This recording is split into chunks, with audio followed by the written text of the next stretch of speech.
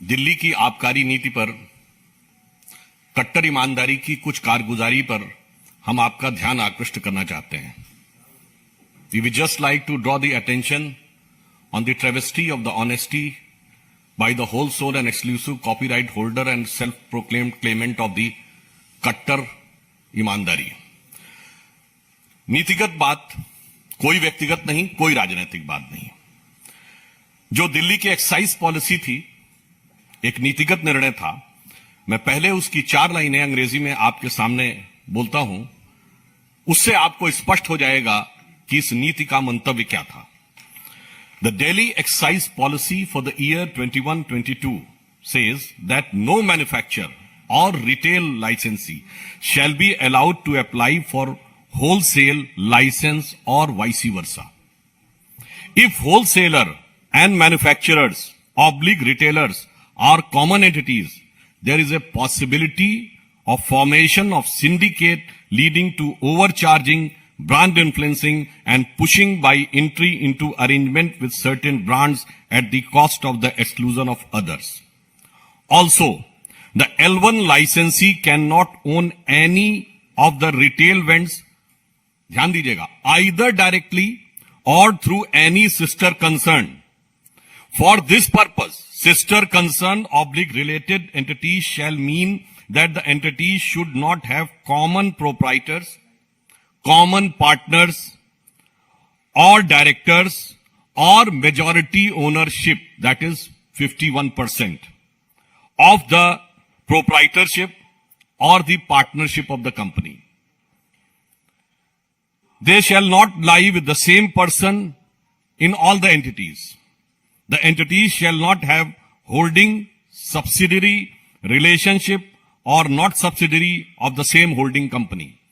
कहने का तात्पर्य यह है कि आबकारी नीति का सबसे बड़ा नीतिगत विषय यह था कि उत्पादक, वितरक एक समान नहीं होने चाहिए, क्योंकि इससे यह संभावना रहती है कि वो बाजार में अपना एकाधिपत्य बनाकर आगे जाकर मनचाहे तरीके से दामों को प्रभावित कर सकते हैं. और जब यह कहा गया कि प्रोड्यूसर, रिटेलर एंड डिस्ट्रीब्यूटर, यानी कि उत्पादक, वितरक अगर एक नहीं होने चाहिए तो वो कंपनियां किसी भी प्रकार से एक दूसरे से संबद्ध नहीं होनी चाहिए. और संबद्धता की विधिवत परिभाषा भी की गई है, अर्थात एक दूसरे के कॉमन डायरेक्टर नहीं होने चाहिए, एक दूसरे की शेयर होल्डिंग नहीं होनी चाहिए, व्यक्ति भी एक दूसरे में कॉमन नहीं होने चाहिए, और किसी भी एक कंपनी की दूसरी कंपनी में मेजॉरिटी ओनरशिप नहीं होनी चाहिए. यानी प्रत्यक्ष या परोक्ष, यहां तक कि दूसरे या तीसरे टियर से भी परोक्ष रूप से आप प्रकारांतर से भी उत्पादन और वितरण को एक साथ नियंत्रित नहीं कर सकते.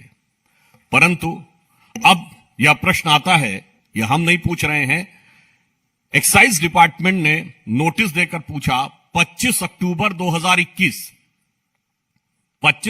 2021, आज 10 महीने हो चुके हैं, उन्होंने कंपनी का नाम लिया कि Enrich has applied for L1 distributor licence using the credential of a liquor manufacturing company Enrica enterprise having its distillery at Chennai. यानी ये हो गई उत्पादक कंपनी, मैन्युफैक्चरर. अब वो कह रहे हैं enrich is also applied for L1 distribution licence despite being related to Magunta Agro and Pixie, which have won retail zone licensing for zone number 4, 23 and 22 with a malicious intent for forming a cartel.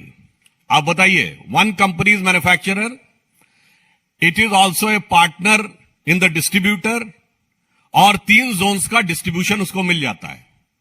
अब इसमें किसी प्रकार का कोई किंतु परंतु की संभावना नहीं रह जाती है कि जो नीति तय की गई थी पारदर्शिता को लाने के लिए, वो पूरी तरीके से प्रभावित दिखाई पड़ती है. दूसरा एक उदाहरण है, Indo Spirit beverages private limited है, Indo Spirit distribution private limited है, और Indo Spirit distribution private limited messrs Khao Gali restaurant private limited के साथ संबंधित है. यहां पर भी वही कंपनी उत्पादक है और वही शेयर होल्डर है। मैं उसमें बहुत डिटेल्स में नहीं जा रहा हूं, आप चाहें तो जाके चेक कर सकते हैं। और यह भारतीय जनता पार्टी का आरोप नहीं है, यह एक तथ्य है जो आबकारी विभाग ने 10 महीने पहले दिल्ली सरकार से पूछा, तो अब दिल्ली सरकार यह कह के बचाव नहीं कर सकती कि हमारी जानकारी में नहीं था, हम जांच कराएंगे। इससे बिल्कुल साफ हो जाता है कि इन लोगों ने आबकारी नीति में जानकारी में आने के बाद पूरी तरीके से उद्देश्य के साथ बात की है। इसलिए हम उनसे कहना चाहेंगे कि जवाब हमें आबकारी पे चाहिए, ना ईमानदारी की बात करिए, ना बिरादरी की बात करिए।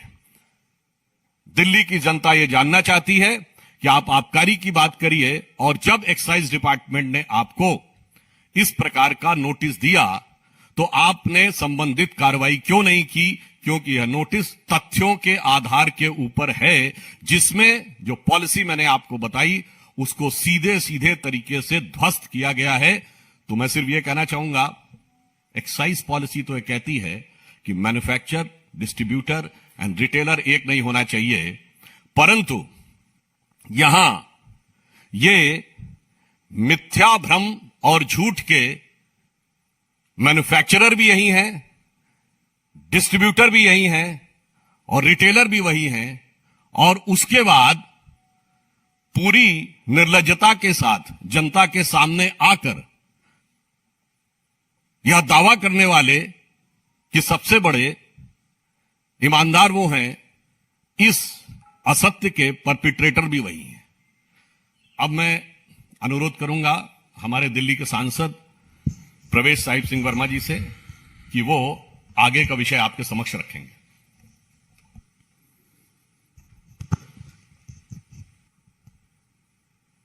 धन्यवाद सुधांशु जी।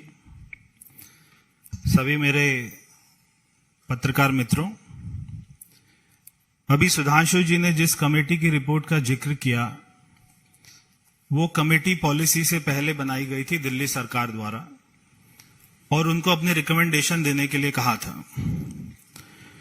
कुछ बातों की जानकारी सुधांशु जी ने दी है, कुछ बातों की जानकारी मैं देता हूं कमेटी के बारे में। कि कमेटी ने एक रिकमेंडेशन करी कि avoiding of mall practice like brand pushing, कि आप कोई प्रचार नहीं कर सकते कि शराब ज्यादा बिके, मगर आपने छूट दे दी कि एक पेटी के बदले में एक पेटी फ्री दीजिए। पूरे दिल्ली में नहीं, पूरे देश में यह प्रचार था कि दिल्ली में एक पेटी के साथ में एक पेटी फ्री मिल रही है, और दिल्ली से बाहर से लोग आकर दिल्ली से खरीद रहे थे।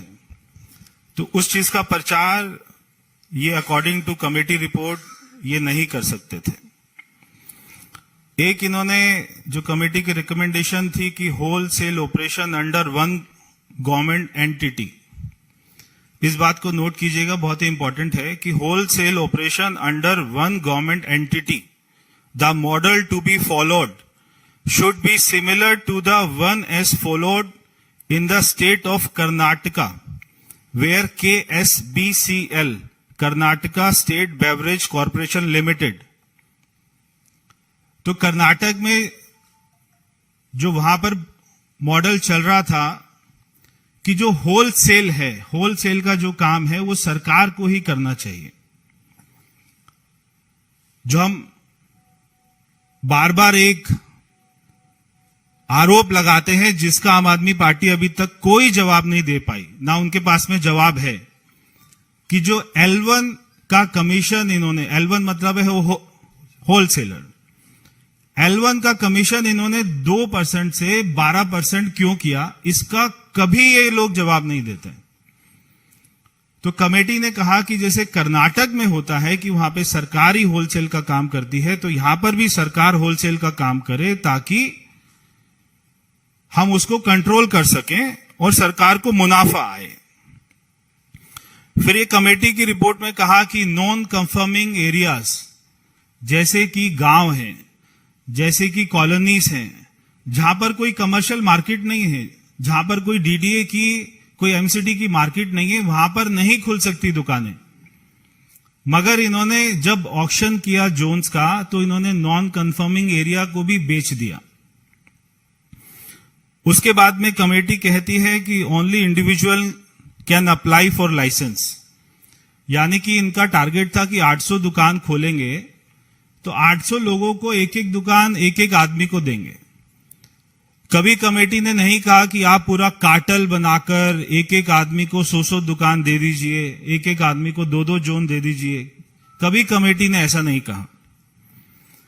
उसके बाद में कमेटी ने, जो भी सुधांशु जी ने जिसका जिक्र किया, no manufacturer or wholesale licence holder is allowed to bid for zonal licence, कि जो होलसेलर होगा वो मैन्युफैक्चरर नहीं हो सकता, जो मैन्युफैक्चरर होगा वो रिटेलर नहीं हो सकता, जो रिटेलर होगा वो मैन्युफैक्चरर नहीं हो सकता। मगर 2 कंपनियों की मैं यहां पर अपना जिक्र करना चाहता हूं। एक है महादेव, वो तीनों ही है जो कि मिसेस चड्डा चलाते हैं। उसके बाद में एक है बड़ी पंजाब। तो ये 2 कंपनियां ऐसी हैं जो तीनों का काम करती हैं। ये शराब बनाती भी हैं, इनके पास में L1 का लाइसेंस भी है और इनके पास में दिल्ली में जोन्स भी हैं। फिर एक है महादेव, एक है बड़ी पंजाब। फिर इसमें एक इंपॉर्टेंट पॉइंट है कि if the applicant does not accept the licence after winning the bid within the stipulated time frame, EMD amount shall stand forfeited. जो इन्होंने 144 करोड़ रुपया वापस कर दिया लोगों का, ये बोल के कि कोविड चल रहा था, किसी छोटे व्यापारियों का 1 रुपया नहीं वापस किया, मगर 144 करोड़ रुपए शराब माफी का माफ कर दिया, जो पॉलिसी कहती है कि किसी को भी माफ नहीं किया जाना चाहिए। तो मैं इनसे सवाल पूछता हूं कि आपने ये पैसा क्यों वापस किया? जी जी जी, ये सारा पैसा जो कंपनियां जिन्होंने बिड की थी और जिनको बिड में जोन मिल गए थे, जब वो नीचे से जाकर एनओसी नहीं लेके आए तो उनको पैसा वापस कर दिया गया। देश में दिल्ली में एक ऐसा ही राज्य है दिल्ली, जहां पर शराब मंत्री भी वही है जो शिक्षा मंत्री है। तो एक तरफ ये शिक्षा की बात करते हैं और दूसरी तरफ ये बच्चों की उम्र को घटा देते हैं, उनको छूट देते हैं कॉलेज के बच्चों को कि आप जाके शराब पीजिए। हम, बहुत अजीब सी बात है कि शिक्षा मंत्री हैं और हम इनसे केमिस्ट्री का सवाल पूछते हैं और ये हिस्ट्री का जवाब देते हैं।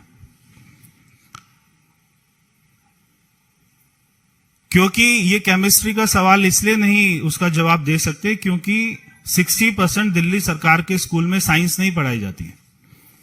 इसलिए शिक्षा मंत्री से जब भी पूछो कि 2% से 12% क्यों किया, तो वो जवाब देते हैं कि हमारे घर में एक आज अपना डॉग को बच्चा हो गया, कुत्ते को बच्चा पैदा हो गया। हम उनसे जो है सवाल पूछते हैं कि आपने क्रेडिट नोट 18 करोड़ रुपए का एक एक, तो ये जो 2% से 12% की कमीशन कैसे ट्रांसफर होती थी कि क्रेडिट नोट ये देते थे।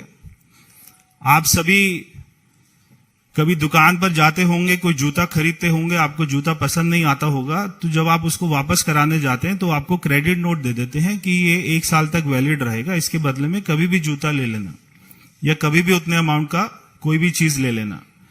तो ये रिटेलर्स को जो L1 होते थे, वो सारे रिटेलर्स को क्रेडिट नोट इशू करते थे और वो क्रेडिट नोट के बदले में उनसे कैश लेकर वो आम आदमी पार्टी को ट्रांसफर किया करते थे। तो ये इनका सारा अपना मॉडस ऑपरेंडी था। ना ये क्रेडिट नोट का जवाब दे सकते हैं और ना ये 2% से 12% का जवाब देते हैं। ये सीधा पहुंच जाते हैं कि केजरीवाल तो प्रधानमंत्री के उम्मीदवार हैं। तो एक कोई गांव में अपना हड्डी सा पहलवान था, तो एक हमारे देश में गामा पहलवान हुए, बहुत जो है उनको रुस्तम हिंद भी बोलते थे।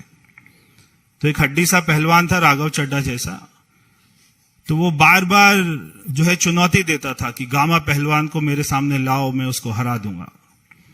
तो ना गामा पहलवान ने उससे लड़ना था, और जब अगर कभी वो आ भी जाता तो उसका हड्डी पहलवान का क्या होता, तो वो भाग जाता। तो ऐसे ये खुद ही 4 लोग कहीं पर भी जाके चैनल पर या किसी दूसरे राज्य में जाकर खुद ही एक दूसरे की पीठ जो है थपथपा रहे हैं कि इसको भारत रत्न मिलना चाहिए, इसको प्रधानमंत्री मिलना चाहिए, इसको ये मिलना चाहिए, इसको ये मिलना चाहिए।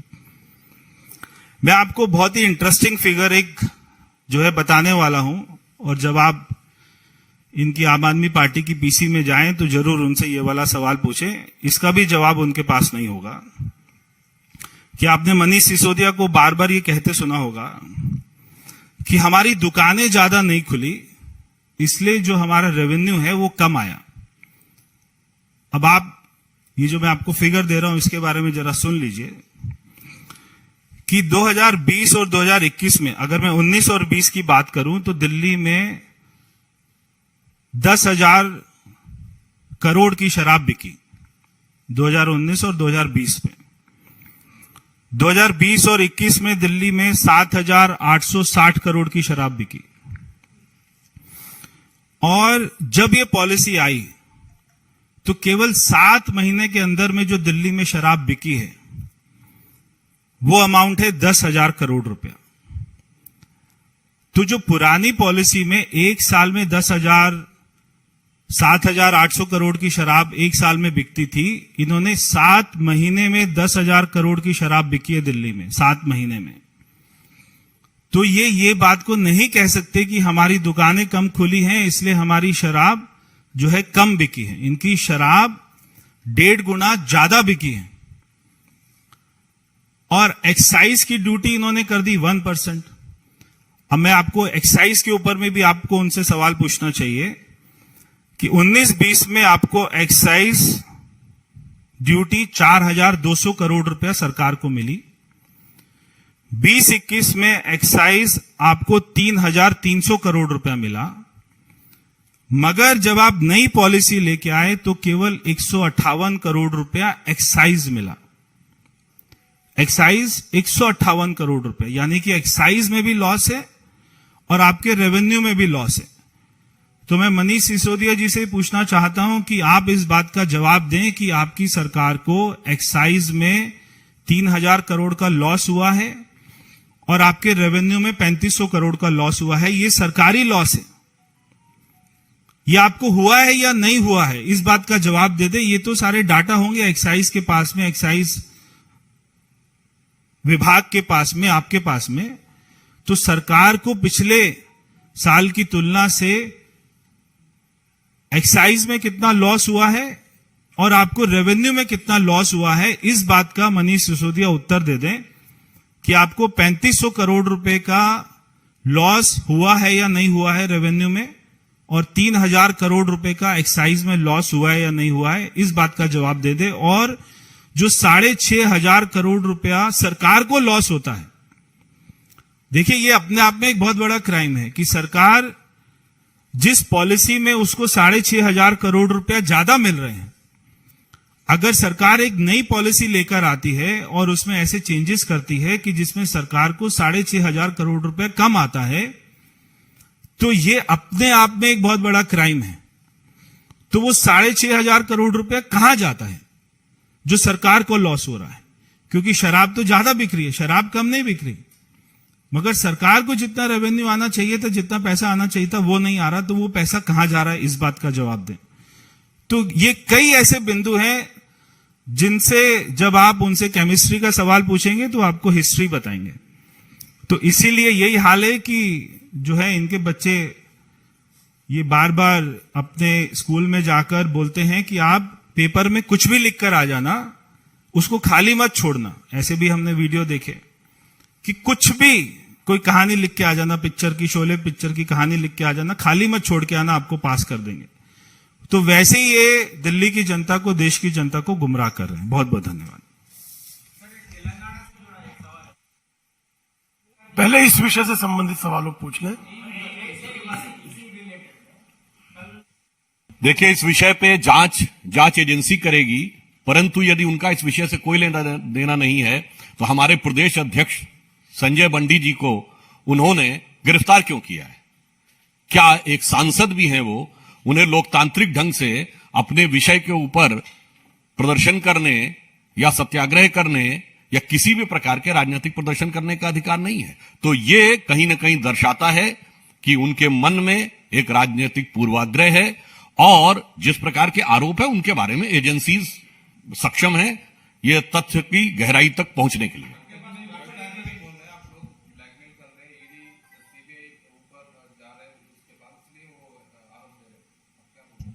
देखिए, ये आरोप, इसमें आपको किसी प्रकार का कोई नयापन नजर आता है?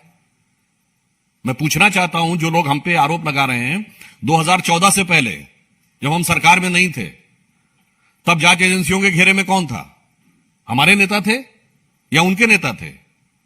कॉमनवेल्थ हो, कोयला घोटाला हो, सीडब्ल्यूजी हो, समाजवादी पार्टी के नेता मुलायम सिंह जी, लालू प्रसाद यादव जी, डीएमके के नेता, तब भी वही थे जांच के घेरे में।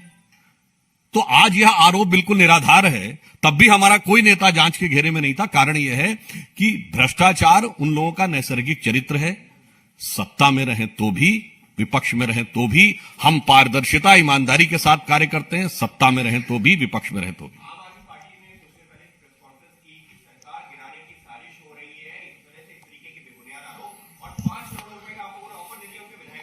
देखिए, मैं कहना चाहूंगा, आबकारी पे जवाब दीजिए, इधर उधर भागने का प्रयास मत करिए।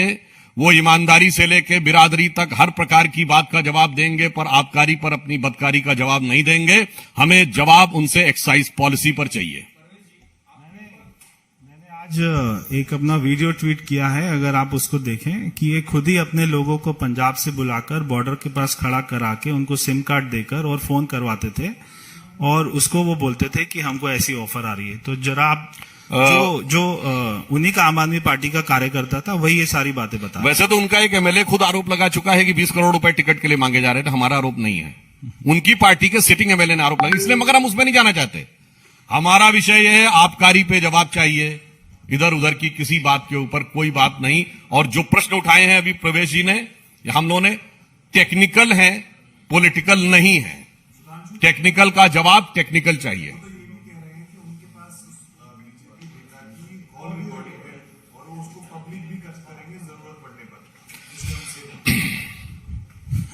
2014 का उल्लेख किए ना, ये बताइए वो उनकी कही कितनी बातों पे चेंज किया जा सकता है?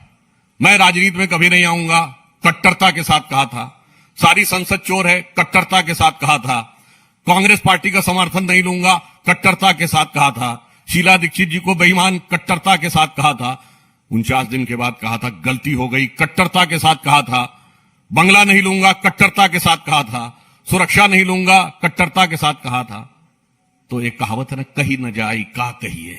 उनकी कही बातों के ऊपर क्या कहा जाए, इसलिए उनकी बात की विश्वसनीयता ही नहीं है कि उनकी बात का कोई तथ्यात्मक जवाब हो सके। धन्यवाद, बहुत बहुत धन्यवाद।